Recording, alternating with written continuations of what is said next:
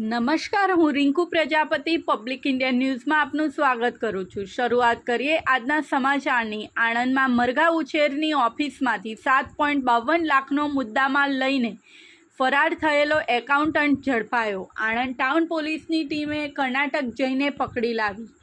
આણંદમાં જન્નત food LLP નામની મરઘા ઉછેરની ઓફિસમાંથી રોકડ તેમજ મોબાઈલ મળી કુલ ₹7.52 લાખનો મુદ્દામાલ લઈને ફરાર થયેલા એકાઉન્ટન્ટને આણંદ ટાઉન પોલીસે કર્ણાટકથી ઝડપી પાડ્યો છે અને આગળની કાર્યવાહી હાથ ધરી છે।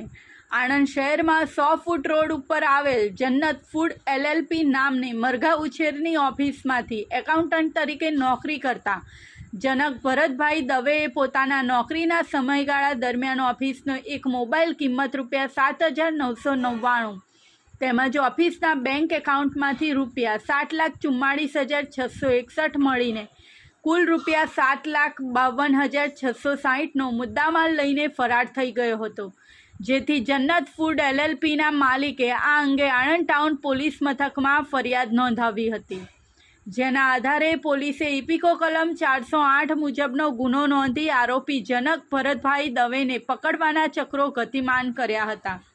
દરમિયાન આ નાસ્તો ફરતો આરોપી જનક ભરતભાઈ દવે હાલ કર્ણાટક રાજ્યના કડેચૂર ગામે હોવા અંગેની પાકી માહિતી એ આણંદ ટાઉન પોલીસને મળી હતી, જેથી પોલીસની એક ટીમ કર્ણાટક રાજ્યના કડેચૂર ગામે પહોંચી હતી અને ત્યાંથી આ નાસ્તા ફરતા આરોપી જનક ભરતભાઈ દવેની અટકાયત કરી હતી।